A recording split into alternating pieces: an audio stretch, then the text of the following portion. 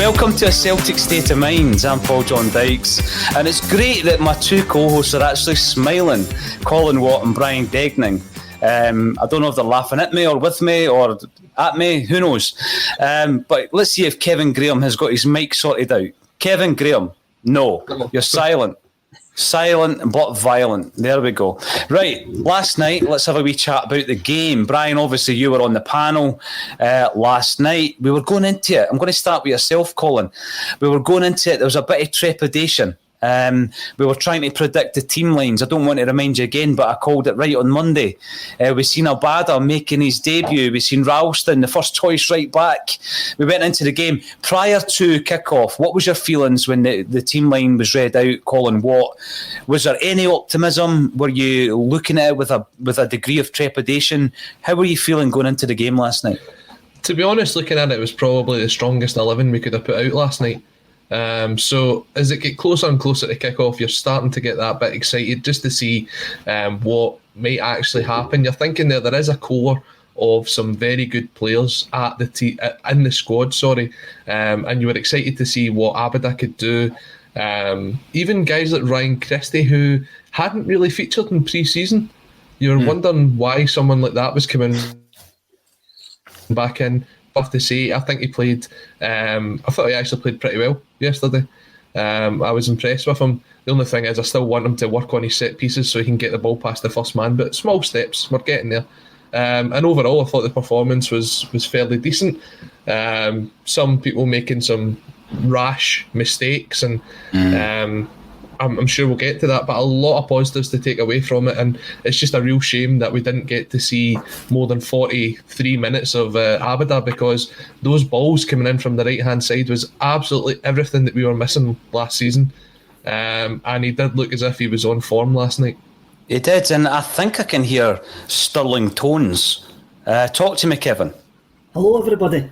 Oh, hey. There we go. Hey, you're talking about the experienced member letting you down with poor performance, and talking of which, I'm going to leave the building and put it over to the pros to talk about last night's game. Welcome to the show, Kevin Graham, and we opened up with Colin's discussion around the fact that it looked like it was the strongest 11. I'm going to leave the strongest 3.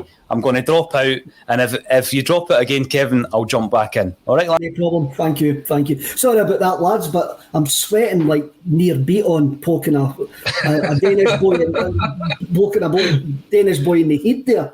Wow, I just couldn't get my microphone to work there. Everything else was fine, but my microphone was completely not working. Colin, so you were impressed with Abada last night? I was. I think it caught a lot of us by surprise, because even at the weekend, he hadn't received international clearance. He was technically playing as a trialist in that game against Preston. But even in the sort of 5-10 minutes that we saw him there, I thought, do you know what? There's something to come from him. And he's someone who's playing with his head up. He's looking for the ball. He's getting into space. And if you look at the goal again, he's kind of creeping around the back post unmarked, and then makes the cut inside as he knows that Christie's going to hit the shot. So his positional sense is top notch, and if we continue to see things like that going forward, then this might be one of the best signings we make this summer. It could well be, and I mean, what do you think? I says last night on the broadcast, Brian, that I was really disappointed that he went off. I was actually more annoyed about that than Near Beaton being utterly idiotic and getting himself sent off. I was more annoyed that we took off Abada, because I thought he looked like a bright light. He looked an absolute handful. He was great, he was pacey, he was strong, with a good touch, good awareness, good positional play. He looks like an exciting player. I think he was probably the only call Ange could have made to take him off and replace him, because I think that he was maybe the only call, but I think he was probably thinking we can either take Eddie off. Christie's experienced, your midfield's really strong. Abada was probably the one that he could have maybe sacrificed, although in hindsight you'd probably think had he stayed on, we could have won the game. But not overall really good, and I think people are getting themselves all excited on Twitter, and there was a whole lot of people took time out their evening last night to watch a rivals game. We had a lot of fans from across the city watching the game, and we seem to be thinking it's funny that we are celebrating a 1-1 draw at home, but everything's caveated. So we had a very flimsy defence. Postacoglu's not been in for a wee while. And you look, Eddie missed a sitter, Christie hit the post, Christie missed a sitter, we had 17 chances. So we're by far the better team, regardless of what anyone decides to scoff it. I think Ange was right in his post-match. And I think just in a normal, historic Celtic Park night, a one each straw with the Danes wouldn't be a great result. But given the situation, relatively speaking, I thought it was a good result. On you go, Colin. I was going to say, Kev, just to touch on that, the point that Brian made there about the fans being back in. I mean, as much as it hurt not being one of the 9,000 that was there last night, it was great to see the crowd back in. You could hear them getting behind the team. Look, hopefully it won't be too long before we're sitting here saying that we're going to every game because it's a full house. But well done to everybody that made it to the game last night. I'm sure you enjoyed that. And hopefully in the next couple of weeks we'll all get the chance to experience that. Hopefully for me, beginning on Saturday, we can get to the West Ham game. Now, I want to speak about, I brought up Gerard Hackett's comment there. Time to give Anthony Ralston a bit of credit. Many love to criticise him, but he had a very good game last night. And this kind of goes in with Postacoglu's post-match. And I'll read it out to you. I'm getting a lot of glass half empty questions at the moment. I think there was plenty of positives tonight rather than people looking for little things that potentially didn't go right. The midfield worked their socks off. The amount of running that Soro, Kalmack and Ryan Christie did was unbelievable. There is nothing I'm disappointed in tonight. I'm frustrated at the result because the players didn't get the result I thought they deserved. Do you think, we were on the comments last night, Colin, and that as well, and there was a lot of, not negativity, but people were going, this team were easily beaten by Rangers 18 months ago, or whatever it was, I can't remember. We should be beating the Danish champions. I thought there was a lot of negativity when there was a lot to be positive about. Do you think Postecoglou was right with his post-match there? Yeah, I mean, apart from the fact that he said we should have picked up the 3 points, I was kind of happy to hear his feedback. I've always thought, listening to him, that his honesty is one of the things that you can basically mark him on. I feel as if he's very honest with the fans. Like, he kind of admits when things went wrong. I mean, last night he came out and basically said that team had only played one training session together. So he's been honest. He's telling people, look, this team's not as fit as what we want them to be. I will make sure that in 8 days' time that they will be. So I like that honesty. I like the fact that he's taking the responsibility as well. It's nice to see that after a kind of last period where it's been a case of, oh, well, I don't know. I'm disappointed, but it's not the players, it's not me, it's this, that and the next thing. I just like the fact that he's come out, he's took that one on the shoulders and says, look, not quite where we want to be, but we'll get there. And you've got to give him the benefit of the doubt with that. He's done very well in front of the press so far. I think there's players in that lineup who might not be there long term. And I brought up a comment there about Anthony Ralston. I thought Anthony Ralston had a decent enough game last night, and all the questions about his future, whether he should have got the chance, should be put to bed. He is going to play next week. I think that's without question. What did you feel about Ralston last night, Brian? Again, I thought he was decent enough. I think I said on the post-match that him and Greg Taylor are quite similar for me, and Greg Taylor's a bit better, but that they try so hard, and such a good attitude and good work ethic, and they put themselves about, but they were found wanting a couple of times. That, they don't have that quickness of thought that I think a lot of the other players have. But they never really done anything wrong. They weren't sensational either, but I think given the circumstance, they were almost under more pressure than some of the players, because if Ralston would have been the one that gets sent off and see the beat on, he'd have been slaughtered. That'd been effectively, the end anytime he appeared. So I think he done well, relatively speaking. I wouldn't be doing cartwheels about his performance, but I thought he had a decent game, and as I say, great attitude, and seems like a good lad. And listen, the fact of the matter is, the boy plays for Glasgow Celtic, and it's something that we would all dream to do. So he's doing something right, I suppose. Well, we're waiting on Kev to come back in. Brian. So, I mean, you mentioned that about Ralston. Look, I've had my say online what I think about Anthony Ralston, and I'll say that his performance got better as the game went on. He's a very limited player, and at no point should we be turning to him as a first choice right back. As you said, he's someone who clearly is. He's someone who gives us all, but he's very, very limited, and I think there's a lot of basics with Anthony Ralston that he doesn't quite get. I mean, the amount of times last night where I felt as if he was out of position, they were getting the ball wide and he was sitting far too narrow towards inside the 18-yard box when we need to go out and close the crosses down, especially when we were down to 10 men when they still had 11. And if I'm being perfectly honest, I don't think he's even the standard of the league that we'll be playing in. I could see him dropping down to a championship level, and that's not to say that he's not a good player, because there's some great players in that division, but I just don't think it's a reflection on where we are right now that he is our first choice right back. Hopefully you can hear me now. Yeah. Okay. That's fine. I think that's a bit harsh on the fellow Colin. The reason being, Ange has watched him in training for 40 days since Ange has been here, and feels that he's the most competent right back that we've got at the moment. And wherever his future lie, that's for the future. But at the moment, he's going to be wearing the number 56 jersey next week when we go to Denmark. And as you say, that maybe says more about where we are as a football club. But I don't think Ralston let us down last night. I never said he did. I said I thought he had a fairly decent game after a very rocky start. I mean, the first 10-15 minutes, he's flying into a tackle basically on the touchline of Midtjylland. Now, he gives away the foul, but if he doesn't give away the foul, your right back's 90 yards up the park. How is that covering? You've got Callum McGregor in there covering him.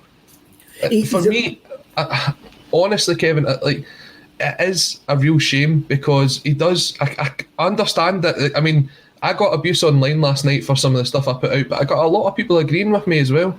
I think he does give us all, but he's not the standard that we're looking for, and it isn't a reflection on him that the fact that he's getting picked, because who else is out there? Would Lee O'Connor have played last night? I don't think Lee O'Connor's fit to play. I think that's why you're seeing him in 15-20 minute spells. I think he's still coming back from an injury. But if you had the two of them fully fit, head to head, you would be hoping that Lee O'Connor gets the nod every time. Can I just ask what you're basing the Lee O'Connor thing on? Because I've never seen him. So I watched him play for Tranmere last season, and he played 26 games at right back. He's played for his national team at right back. He's come through the under-21s at right back. He's come through the Manchester United development system at right back. When we signed him, it was him and Jeremy Frimpong that was signed at the time. And I remember that we were told that there's one of them that's going to make the breakthrough right away, and one of them that was for the future. That one that we expected to make the breakthrough was actually O'Connor. Frimpong wasn't the one that was expected to come through. He was very, very highly rated at Manchester United.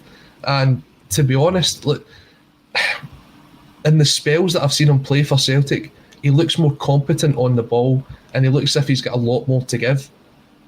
So that's why I would go with him. But as I said, I don't think he's fit yet. Brian, what do you think? Colin quite rightly pointed out that Anthony Ralston is a bit enthusiastic at times in the challenge. Do you think that is because he knows that he's got doubters to prove? He's basically in his last chance saloon at Celtic under Ange Postecoglou. He knows he's only got a year's contract. He knows he might only have 4 or 5 games to prove himself to be a decent addition to the squad. Do you think he's just over enthusiastic to try and prove himself? It's a mixture of both. I think obviously he's maybe a wee bit over eager. They say he was quite sloppy. Look, I don't think anyone's saying that he is the right back that Celtic should be aiming for. I suppose the message is that he'd done well considering his limited skill set, which I think is a fair assessment. I don't think anyone's saying that he's particularly good or particularly bad. It's just very average, and maybe harsh to say he should drop into the Championship, but he's no the answer long term. We know that, but I think given the options, You couldn't have played Urigidi there.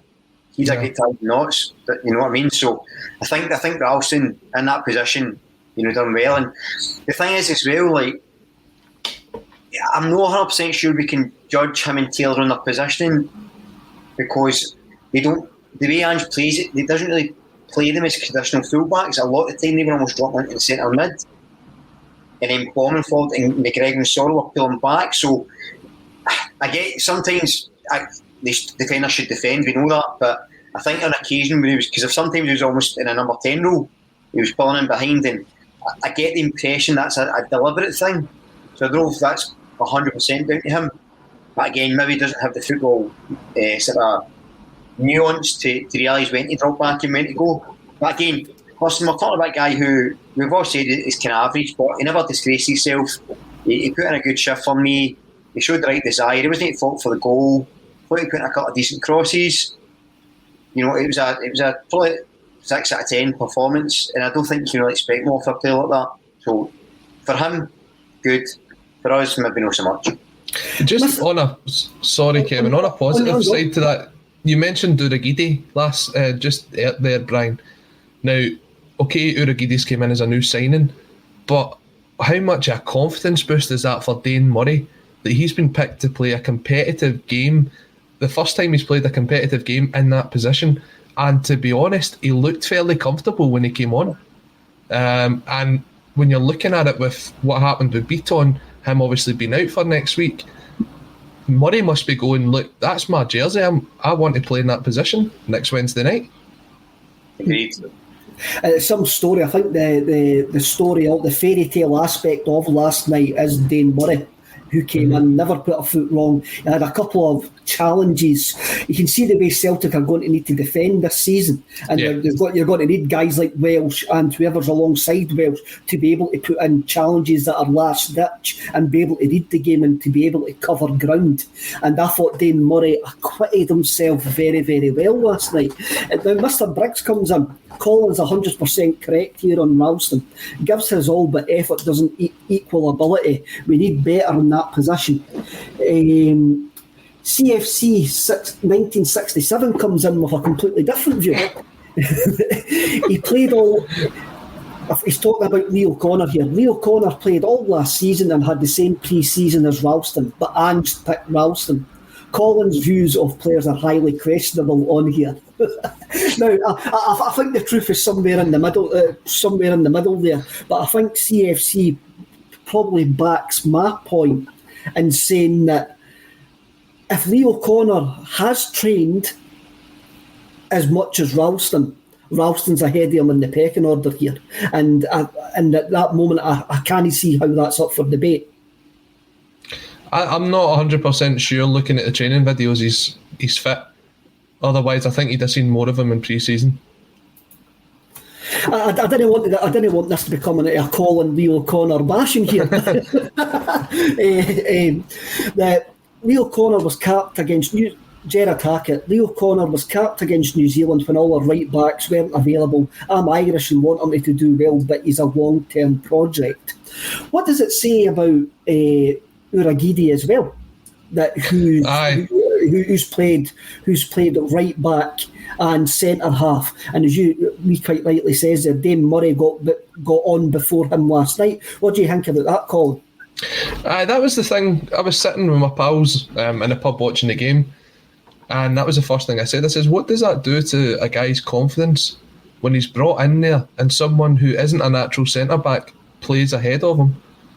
I mean, that's either going to be something which Urigidi takes on his shoulders, goes away and works as hard as he possibly can to make sure that if that scenario ever comes up again, then he's never going to be the guy that's left on the bench.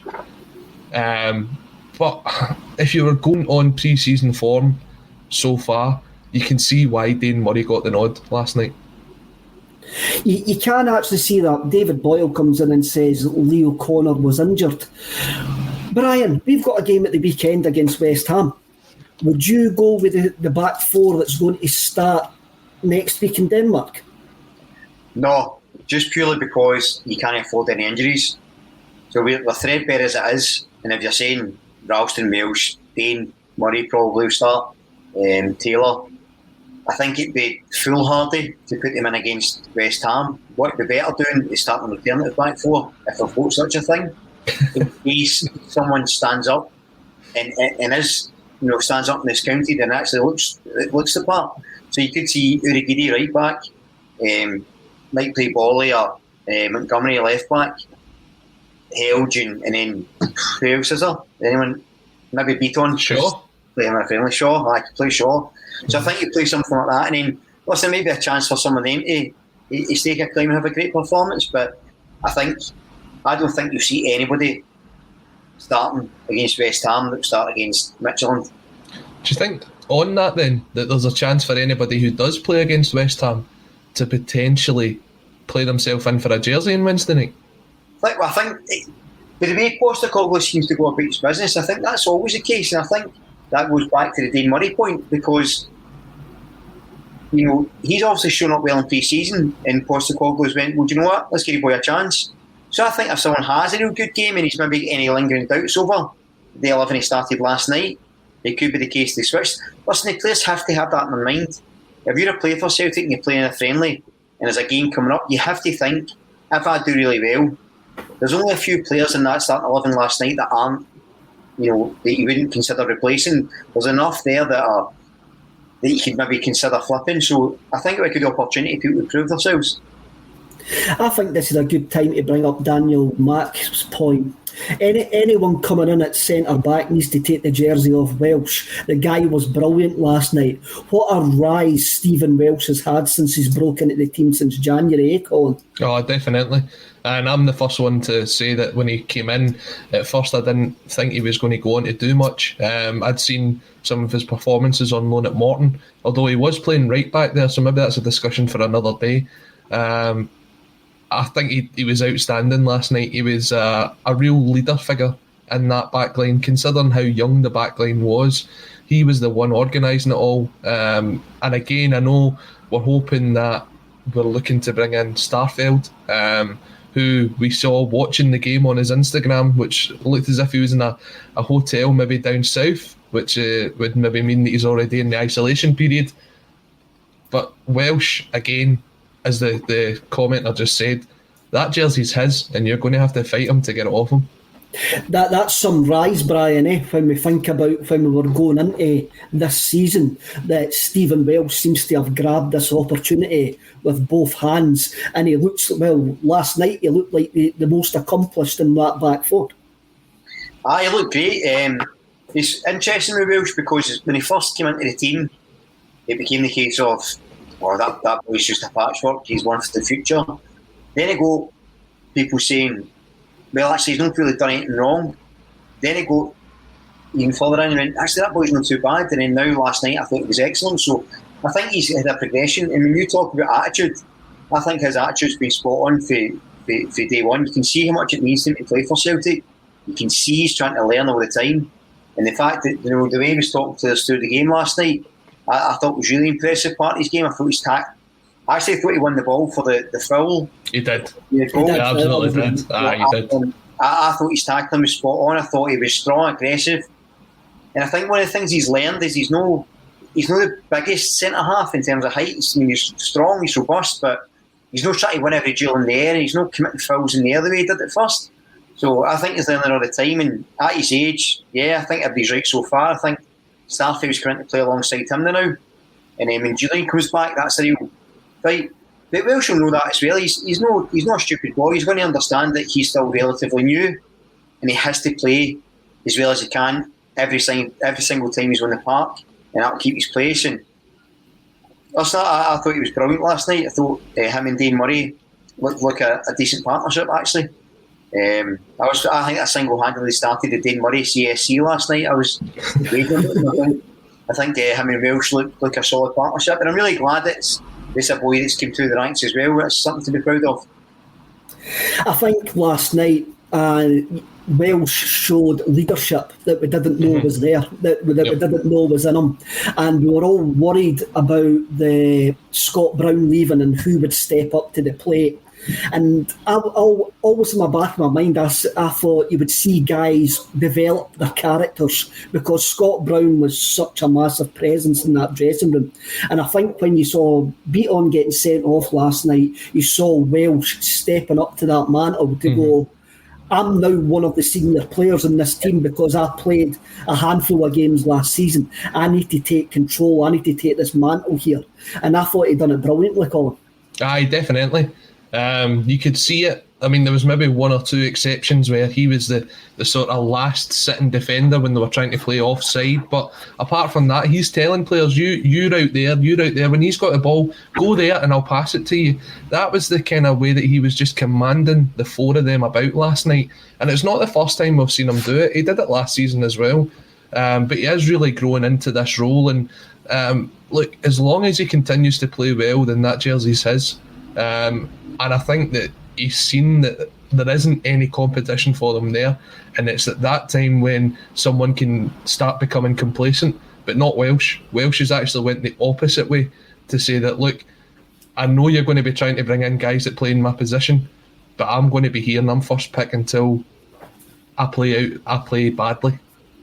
I love that attitude, and I think the Facebook user here comes in with this comment saying that we need to play the same back four against West Ham and again on Wednesday. I think that's down to the attitude of the squad. There was guys in that squad who played last night who have missed a few pre-season games and missed a lot of training. I think they'll be champing at the bit to actually get at least 60 minutes against West Ham, and I think Postecoglou might look at it that way himself. I agree with you, Kev, because he did come out after the game yesterday and said they'd only had one training session together.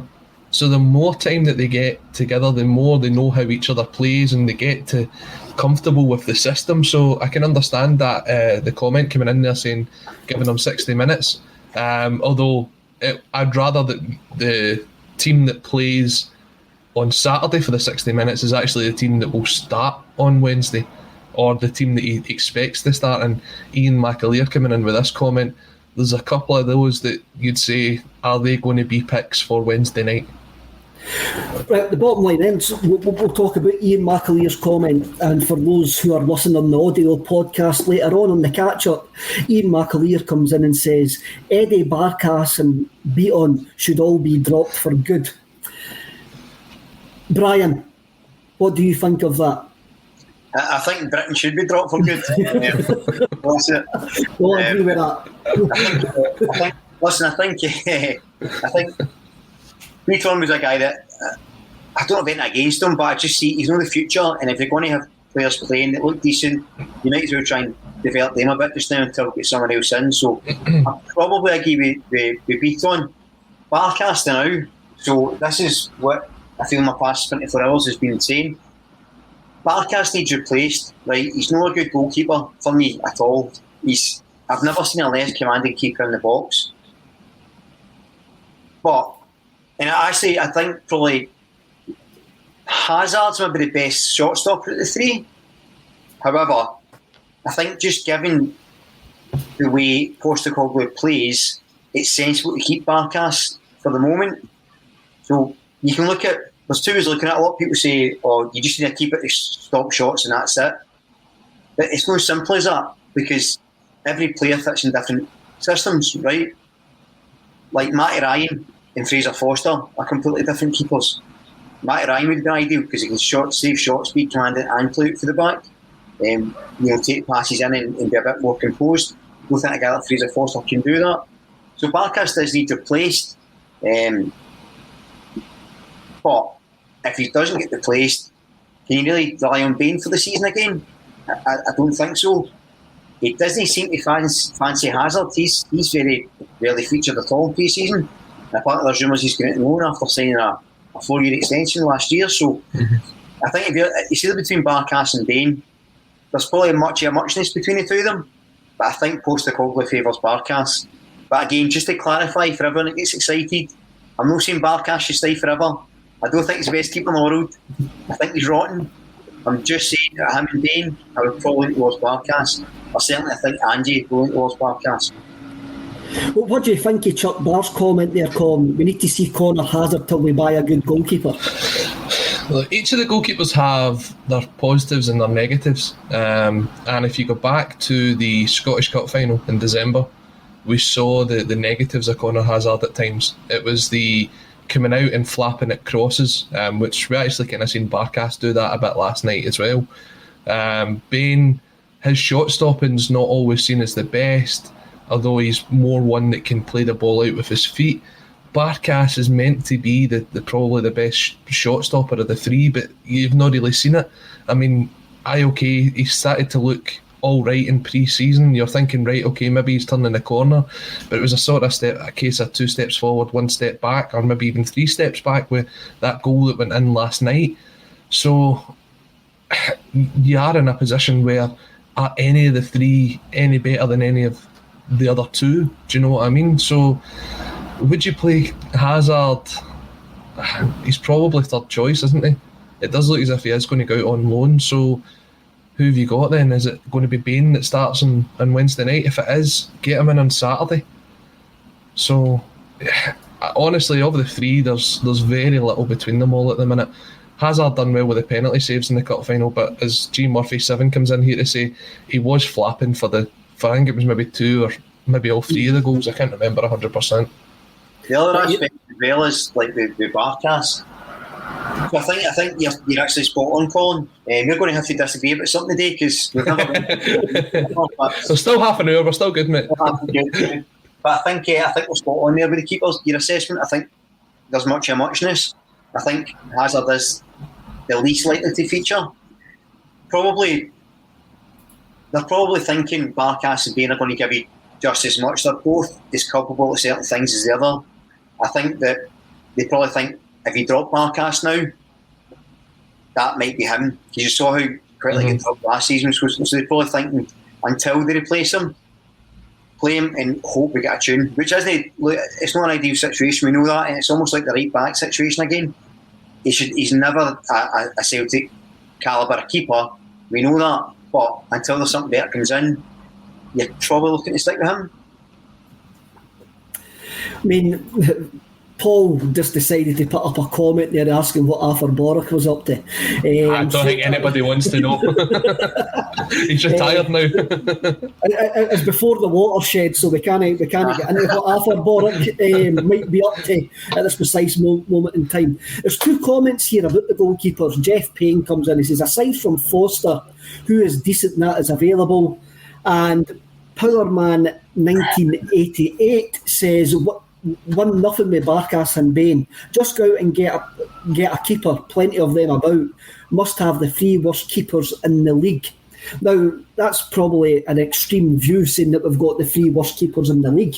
But what I'm looking at is everybody automatically defaulted back to Fraser Forster last night because of the Alan Nixon story at the weekend that appeared in the Sun.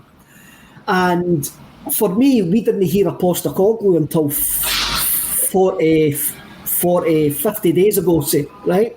Mm-hmm. I'm sure Postecoglou knows a goalkeeper who can actually fit his system and can actually play, who, if he feels that he needs a goalkeeper, he will be in at Don Mackay's door going, I want this guy in, and he is available. Colin, you would like to think that Postecoglou would be doing that, eh? Aye, and look, I think when it comes to the goalkeeper situation, maybe his system comes second.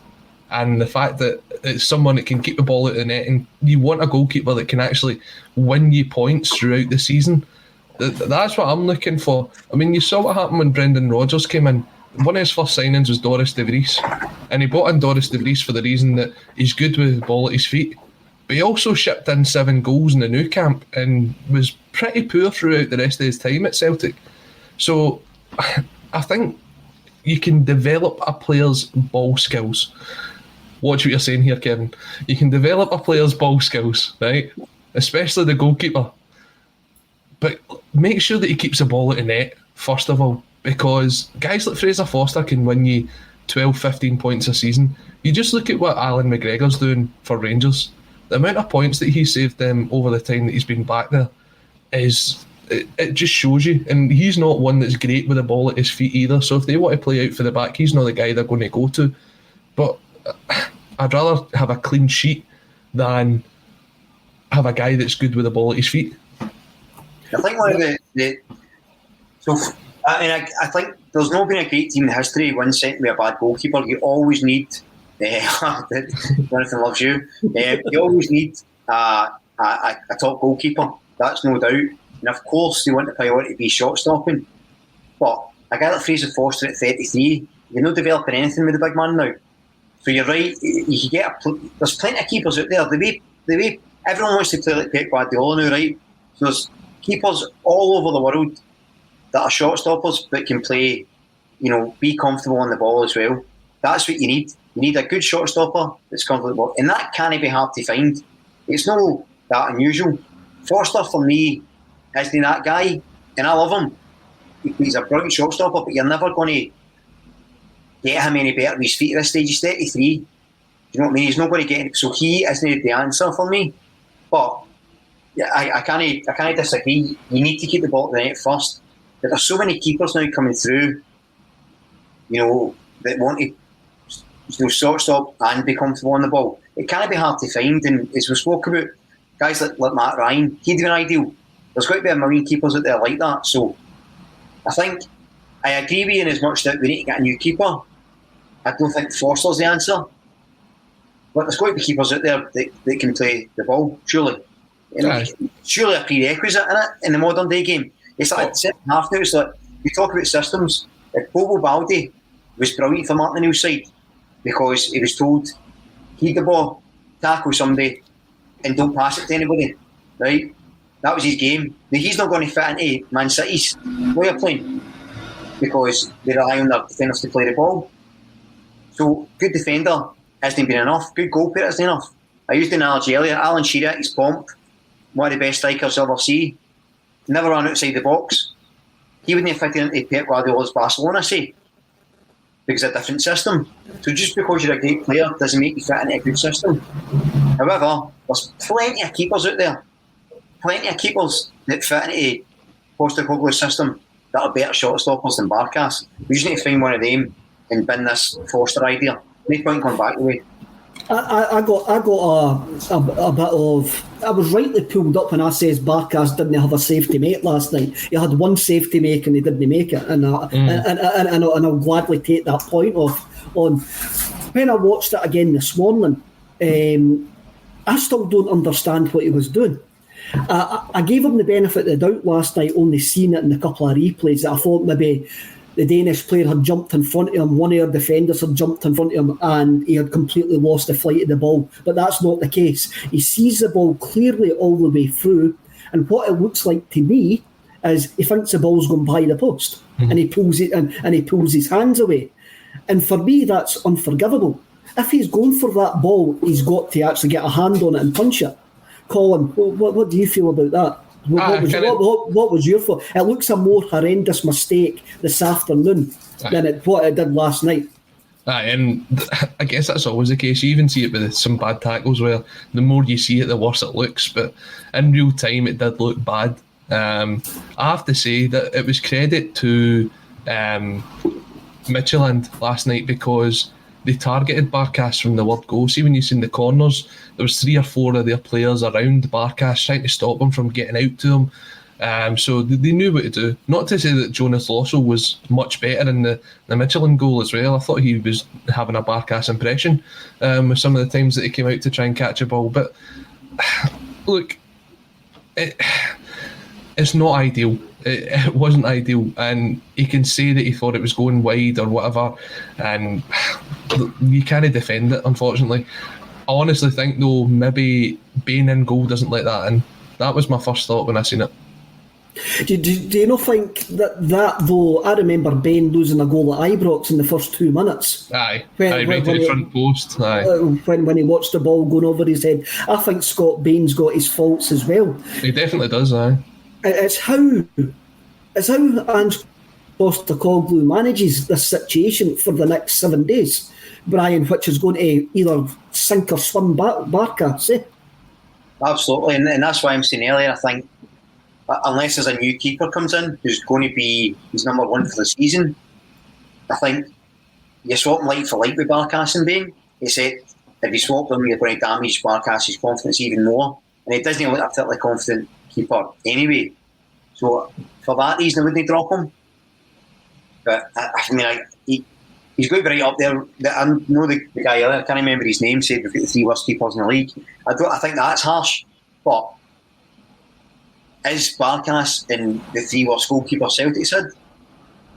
I don't know, but he's certainly one of the best, is he? So I think, I think a change is needed, but I think if you drop him at this stage without a viable replacement, it's a waste of your time. Tannhauser67 actually makes the point I was going to bring up next. Shevchenko still follows Celtic. He had a word with the free kick taker just before the free kick last night. He must have told him to drop it on the goalie. I actually thought that after the goal when you saw Big Eric going across and having a word. I think Big Eric told the boy, have a go here. Have a go, and you might get a reward, and that's just good coaching. If they've targeted Barkas saying that he's weak at set plays, put the ball on top of him, and it's something that like Ange Postecoglou is going to need to sort out. Now, if we move on a bit, Postecoglou was very harsh on himself post-game last night, I thought, when he was talking about...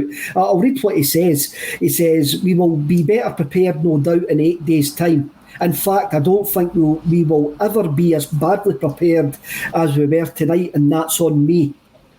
Going into such an important game, we have 8 more days, and I feel confident in the preparation and the spirit we have. We will put in a good performance.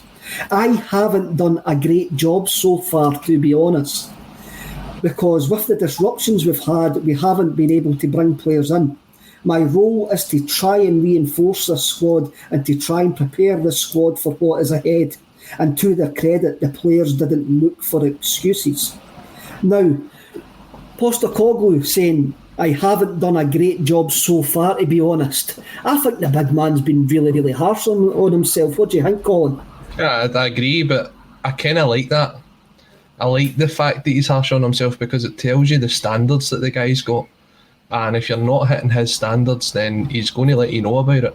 As I said earlier on, his honesty is really refreshing. The fact that he's very honest with the fan base, maybe you don't want him to be so honest with the media, but it's good because you know the fans are going to hear it.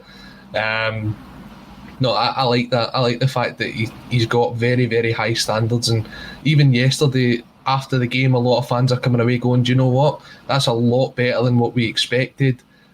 We've certainly upped it from the pre-season games. Things are looking good, and Ange is going, well, if you think that's good, just wait till I get to my level because it will be even better. Brian, what do you think Postecoglou's comments to the written press last night after the game? Well, I think it's interesting. I think that there was I don't know who said it. It was Robin van Persie. He was talking about when he was going to see his son play football. He was taking him home in the car, and his son was complaining about the ref and the other players and not getting past the ball and blah, blah, blah. And Van Persie said to him, you sound like a loser. He's like, if you want to be a loser, keep complaining. You want to be a winner, look inside, see what you can do better. Don't blame anyone else. Look at yourself. We've had managers before that throw their arms up all the time and shout at people and blame people and throw players under the bus. Postecoglou took it on himself, on his shoulders, and said, it's me. I'm not good enough now. I think he's been harsh on himself from an outside perspective. At the fact that he's looking at that, and we think he's done a pretty good job, reasonably speaking, so far. He's looking at that and going, no, that's not near good enough. We need to do far better than this. Love that. Absolutely love that. Mm-hmm. And I think as well, the fact that, you know, he never gave Barkas and Beaton an absolute, you know, never threw them under the bus to the press, never really criticised them, he defended them. I thought that was class. They might have kicked their heads in the dressing room, which you probably would have, but you always defend your players to the press, and I think that shows a touch of class. And I think it's, well, if you're one of those players, you're determined to back him after that, aren't you? Definitely. Colin, what do you think of those comments? I mean, we've not had anything to disagree with yet, Brian. I'm sure we'll still get time to do so, but no, look, he's shown that class about him, that it is his responsibility. He is the head of the footballing department. So if things don't go right on the park, it falls on him. But there was a lot that went right there as well. I just hope that the focus, once he comes away for the press and all that, is like, look, I've covered you here. Let's get back into work. This is what worked. This is what didn't work. Let's go and fix it. I says at half-time last night, it was an early big moment for Postecoglou in that dressing room at half-time, down to 10 men in a European qualifier, and how his team would react in the second half. And I thought we reacted well up until a point, up until we actually lost the goal. And I don't think it was a case of the heads went down.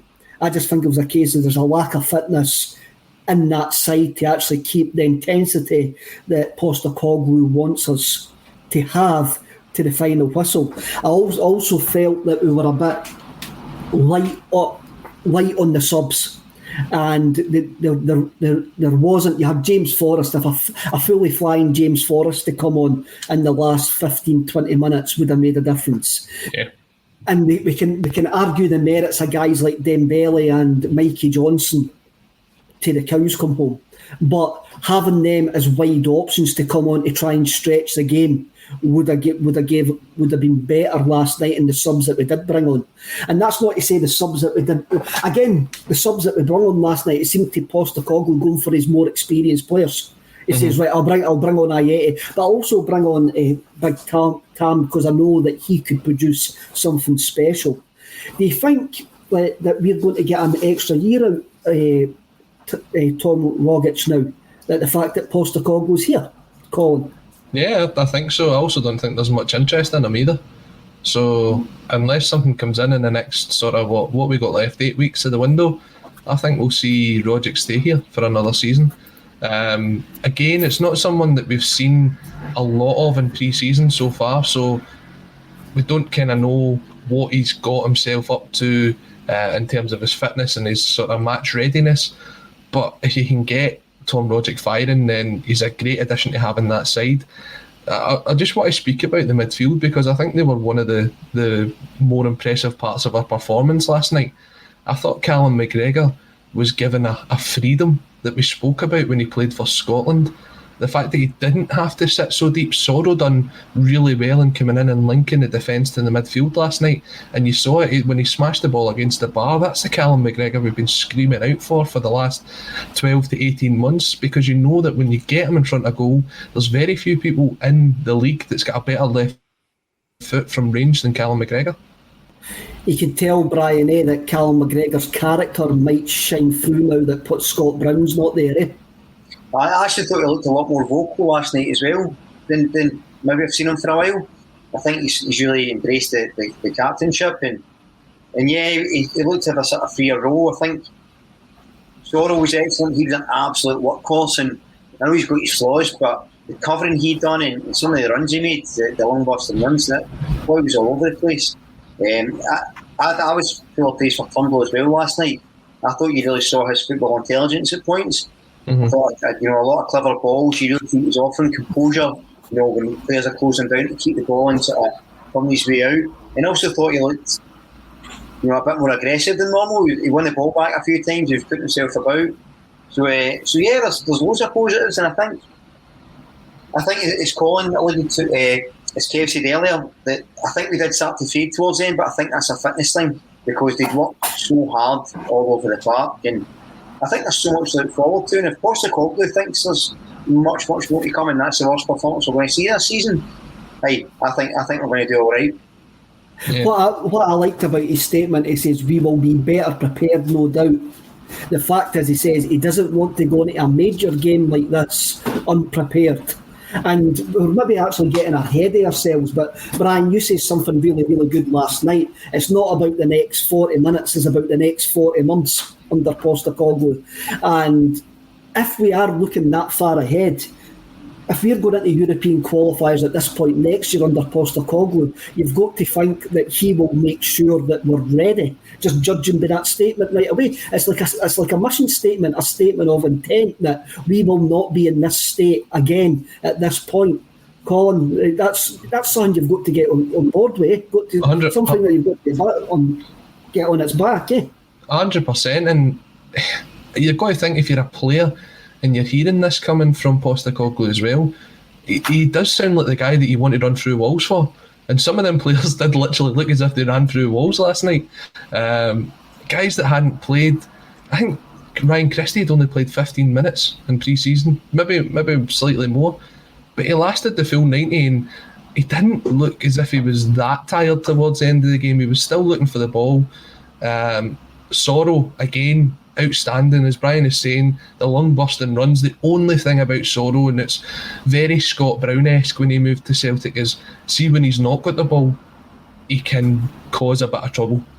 This kind of getting into tackles where he's got no chance of winning it, the kind of climbing all over players to try and win the ball back, that needs to be coached out of him. He needs to be a lot smarter in that, because if he does that in the Scottish League, he's going to pick up a yellow card every week. So he needs to work on that. But when he was on the ball, the turn, the move, he always wanted to go forward. Even when he picked the ball up with his back to the Midtjylland goal, first thing to do was to turn around and see who's in front of him to play the passes. So he was impressive on the ball. Like, Ange is saying that he's going to be more prepared in 8 days' time. It's not going to be new players that we've got. It's going to be the fitness of the guys that's already there. So good luck to the boys that's going to be doing the training for the next 8 days, because that sounds as if it's going to be hell. That's what they get paid for. They're paid to be professional football players. True. There was an interesting article on the Celtic Way, the new website that Tony Haggerty writes for, and it was by Alison McConnell, and she was talking about Martin O'Neill and Rodgers and the changes that they made to the club when they came in. And it got me thinking, and I know the Postecoglou experiment could go completely wrong, but in these first couple of weeks as a Celtic manager, I think we see a man of stature. I think we see a man of conviction and a man that demands respect. And I know beforehand that this could come back to bite me, and it has. We've seen plenty of good, strong personality managers fail in football because the players don't believe in them, and it's all down to getting the players to believe. But when you look back to somebody like Casinha or Tony Mowbray, they didn't seem to have the presence of a Postecoglou. Postecoglou's coming in there going, I believe in what I'm doing. What I've done before has been successful, and it's my way or the highway. He has got a presence about him, and hopefully the players buy into that, Brian? Absolutely, yeah. I think, when he's talking about preparation, I think the frustration he seems to have had is the fact that it's the frustration that we've all had is the fact that even though the club knew this qualifier was coming up, they're not prepared. So it's not just him that's not prepared. I think it's the club in general for signings, and I actually think that'll be one of the things that him and Don Mackay will change towards next season. I'd said before, I've got low expectations for this season, and I'm not saying that's acceptable for Celtic, not to be going for the title, but I just feel like when you look at everything behind the scenes that has to change, it's going to take 6 months to get that in place, and then a further 6 months to get used to it. I made a quip last night. I said I don't think Don Mackay's ever forgot to get his kids presents at Christmas. I don't think any of the board have ever forgot to get their kids presents at Christmas. And the reason is it comes the same day every year. So they go shopping October, November and get it done in plenty of time to keep the kids happy at Christmas. I want to be kept happy in the summer in the Champions League qualifiers. They should be shopping and they should be arranging it because they know what's coming. And I think that's one of the big changes we'll see. But yeah, I think Postecoglou and Don Mackay have kind of said, well, they've actually explicitly said we intend to put a structure in place that's going to last for the next 10 years. The hashtags that they keep putting out is future is our focus, isn't it? That's the big one. So they're telling you this is a long-term thing. They're not saying, by the way, don't get excited for this season. Future's a focus, but it's implicit. And look, I think Postecoglou will do far better than maybe we expect this season, but I think over the next 4 to 6 months is where you see the structural changes, the staffing changes, the scouting changes, link with players that maybe you feel fit that system more. So there's a lot more to come, and going back to the initial point, I don't think he's anything to be ashamed of the way he's performed the past 40 odd days as manager. Celtic seem to have the feeling that, like most people who have kids and have to buy them Christmas presents, that the fashionable things always become cheaper after Christmas, so you always wait to January to buy them. So that's where the Celtic board come for that. Colin, what's your general feelings about Postecoglou at the moment? Well, there was one thing he said last night, and I think it was in his interview with BBC Scotland, where he came out and said that there's a lot of things that they need to do better. And one of them was getting in the players to support what he's got. And he says, so far we've not been quick enough. We need to change that. And I believe that they'd have already started to make moves behind the scenes to change how quick they can get the deals in. So, look, these guys that are coming in, we're looking at like Furuhashi coming in from Japan. Looks a fantastic talent, but it's going to take 2 weeks to get him in. Starfeld looks as if he's already doing his isolation down south. I think Furuhashi arrived in London yesterday as well. But it is another 2 weeks to get these guys in. So if you're going to have someone who's going to be part of the qualifiers going forward, the deal needs to be done now. Even though you can't get anyone in for the second leg, you can get them in for the next round if you time it right. So they do have to make the kind of movements behind the scenes, which means that these guys that are busting their gut at the minute know that there's strength coming in behind them. And the fact that Ange has been very vocal about that's been something I've been really impressed with. So overall, we're starting to see, as Brian's saying, this transition into a new way of Celtic working, but it's very, very early stages. It's extremely early stages, and everything could go wrong very, very quickly, just the same as everything could go right very, very quickly.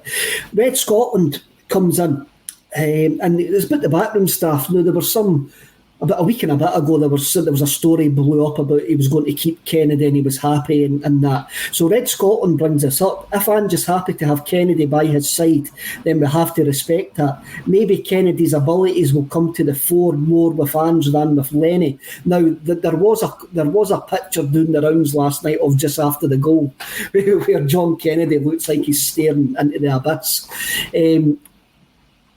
What's your general feelings, Brian, about Postecoglou keeping the backroom staff? My view is when he says that Kennedy and Gavin Strachan were going to stay on, he never changed what he says at his original press conference. He says that he'll review things as they are ongoing.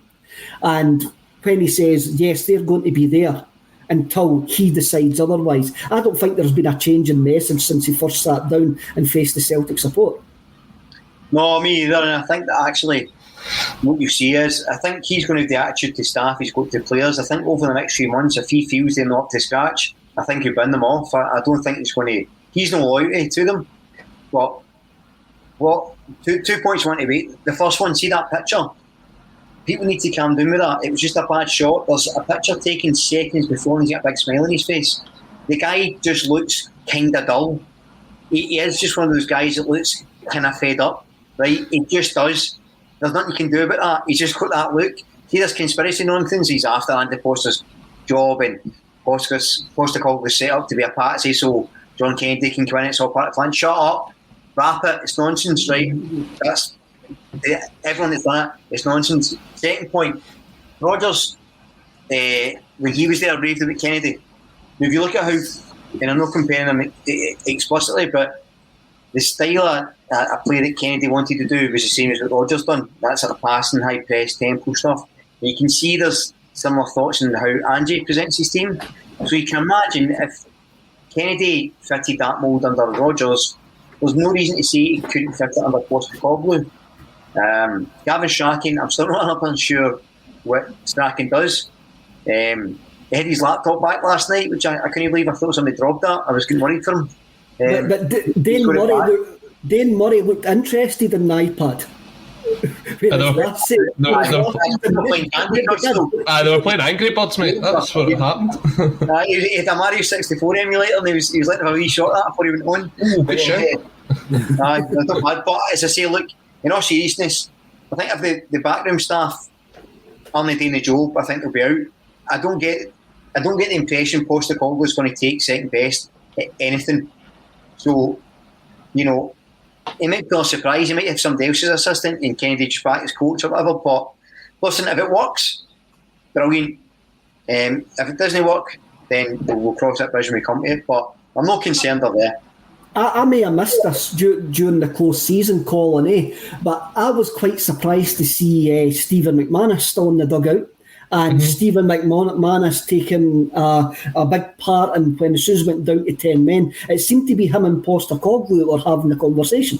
It did look as if he was his man, didn't it? He kept turning to him. Fair enough. I mean, he's going to make his decision. So it might turn around that he says, right, McManus is my man, Kennedy's my man, Strachan, we'll find another job for you. I'm going to bring in someone else that I've worked with before. But we said this, but when he got announced at first, he did an interview a couple of years back for an Australian podcast, and he says when he moves to a new team, he never has the same setup of staff. He always works with new staff because he's looking for new ideas that can add to his own. But at the end of the day, he's got the final say. So he'll decide whether I'm going to keep him or I'm not going to keep him. So I seen a comment coming in just there, and it says basically he's got these guys on trial just now. That's the best way to describe it. He's got them on trial. A trial might be a couple of weeks, it might be a couple of months, but eventually he'll make his mind up and he'll say yes, yes, no, or no, no, no, and bring in all the other guys. But he is getting someone at the minute, or he's getting a team at the minute who's got is very familiar with the guys, is helping them integrate because there is a massive rebuild going on, so you do need some familiarity in there as well. But you never know, it might be McManus and Postecoglou and two other guys that come in. Luckily, it's not going to be Kevin Muscat because he's got Ange's old job. David Kelly, I think we need to put this one to bed, boys. David Kelly, every club's used these iPads. I don't know why Celtic fans seem so obsessed with that. It's real-time game stats. That's why Turnbull keeps coming off. The stats tell the coaches he is knackered. I think us slagging the iPad has become a bit of a trope. And it's just something that we're going to make jokes about because last season it became such a big thing with what is he doing with that laptop. Especially there was pictures with all three of them just having a look at it at one point, and we all know it's real-time stats, and it's just something to actually keep it a bit light. We're just always going to say what they're watching on the iPad, and they're watching rerun of the Gilmore Girls or whatever they're actually doing. But we understand that progressive clubs do use modern technology, and we do know that the iPad is connected to the analytical cam. It's on top of the main stand, and they are getting real-time stats. And maybe Postecoglou will use that far better than Neil Lennon. Maybe he'll take it far more serious than what Neil Lennon maybe did. What do you think, Brian? Listen, I think David Kelly, thanks for commenting. It's just a joke, pal. We're only having a wee laugh there. Postecoglou said he hates using Teams and Zoom and stuff like that, so I imagine he'll just sort of take, the advice as it's given. So, but I don't think it's a huge issue. And as I say, if it works, it works. It's not a big thing. It's just a joke. Just like Scott House comment there. That is a joke, Scott, by the way, because I'm not. But I think Postecoglou will use the data. For what we've read about him and heard about him, he's a big man on data. Maybe he doesn't like using Teams, but if he's got somebody there who's an expert telling him, by the way, this data has shown this, I think he will actually use it. Ridiculers, or whatever, how you say that, crying out for modernisation, whilst Colin Strachan, laptop boy, was peak ACSOM. It was peak ACSOM. It goes over people's heads, doesn't it? It just... That in the card, when you do that. Calm down, mate. It's supposed to be a joke. It's all right. I mean, maybe that was a problem. Maybe we should have went to a Samsung Galaxy rather than iPads. But maybe we should stop using Apple products. I tell you the thing that impresses me most is the fact that they get a Wi-Fi signal in there. If you've ever tried to connect to the Celtic Park Wi-Fi, it is shocking. It is that, definitely. And hopefully we'll find out how shocking it is very, very soon, Colin. Right, I think we've been quite positive today, been quite light-hearted. all's good at the moment in the Celtic world, but we've still got a long way to go, and we look forward to the weekend against West Ham, and we'll be back next Wednesday to preview the second leg against Midtjylland, and we'll see what bombs we can drop then. Just want to thank you for joining us, and subscribe. Just as I say that, Paul, bring that up. Sorry, Colin. Kevin, I just want to say, just before we wrap up, I just wanted to praise the club actually for the footage that they put out today from Charlie Gallagher's funeral. A legend of the club, and they really sorry, my language is terrible here. They were very good at promoting the thing. They posted it on their social media channels, and looking at the crowd that was at Celtic Park to give him a farewell, it was outstanding. So a big well done to everyone who done that. Definitely, Charlie was a legend, and his corner kick started the Jockstein Revolution, and we should never forget that. So our thoughts are with Charlie's family at the moment, a true Lisbon lion that he was. Thanks for everybody for tuning in. Thanks for commenting. Thanks for taking part. Remember to subscribe to the YouTube channel for the prize draw, which will be taking place at the end of this month. And I just want to thank everybody. Thanks very much. See you all later.